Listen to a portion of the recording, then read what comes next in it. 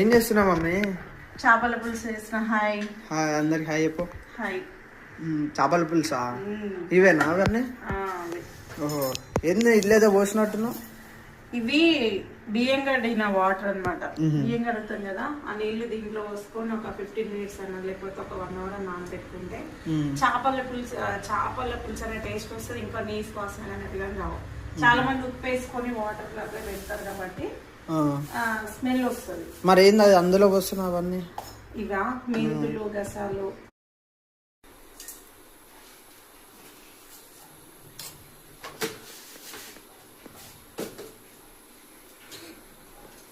ఇదేంటి మమ్మీ ఇప్పుడు?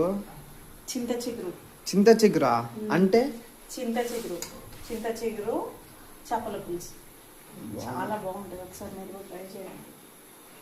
అసలు ఎలా చేశారు దీన్ని? కామెంట్ చేయండి, కామెంట్ బాక్స్ లో కామెంట్ చేయండి, లైక్ చేయండి, అప్పుడు చెప్తాను. ఓకే గాయ్స్, ఫాస్ట్ అయితే అందరికి కామెంట్ చేయండి. మా మమ్మ అయితే కొత్త రెసిపీతో మళ్ళీ చెప్తుందంట. ఇప్పటివరకు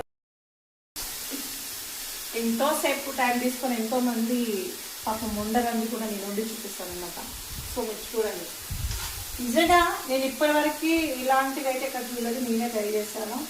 కొత్త వెరైటీ బెండకాయ చికెన్ కానీ చాలా డిఫరెంట్వి మాత్రం నా దగ్గర ఉంటాయి.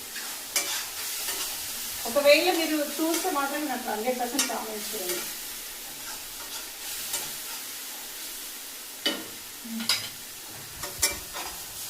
కొంచెం ఈ పచ్చివాసన పోయినంత వరకు ఏంపుతుంటే టేస్ట్. ఇదేంది మనం ఇప్పుడు ఇది వస్తున్నాం? ఇప్పుడు లాస్ట్గా పచ్చి పులుసా? పచ్చి పులుసు అంటే దీంట్లో కొంచెం పచ్చిమిరపకాయలు అవన్నీ వేసి మనం ఒక 5 minutes ఆగిన తర్వాత వేసి తీయాలి. చింతపండు డైరెక్ట్ వేస్తారు, డైరెక్ట్ వేయకూడదు. ఇలా కొద్దిసేపు మసిన తర్వాత ఉప్పు కారం వేయాలి.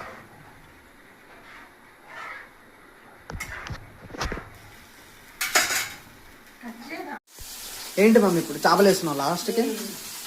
చాలా మంది వాటర్ వంపేసి వేస్తారు, కానీ వంపేసి వేయకూడదు. ఇలాగే డైరెక్ట్ వాటర్లో తీసేయాలి.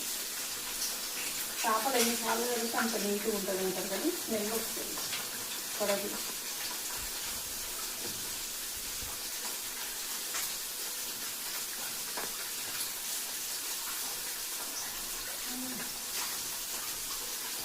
ఈరోజు చేపలు కూడా తిన్నారంటే నిజం చెప్తున్నాను, చాలా బాగుందని చెప్పేసి మీరే కామెంట్ చేస్తారు. అంత బాగుంటుంది. 5 minutes ఇలా పెట్టేసి మూత పెట్టి కొంచెం ఐదుగా పెడితే అయిపోతుంది. ఫైనల్గా అయిపోయింది అనమాట. ఒకసారి మీరు కూడా ట్రై చేయండి, చాలా బాగుంటుంది. చూసారు కదా, మీరు కర్రీ చూస్తే మీకు చాలా డిఫరెంట్గా అనిపిస్తుంది కదా.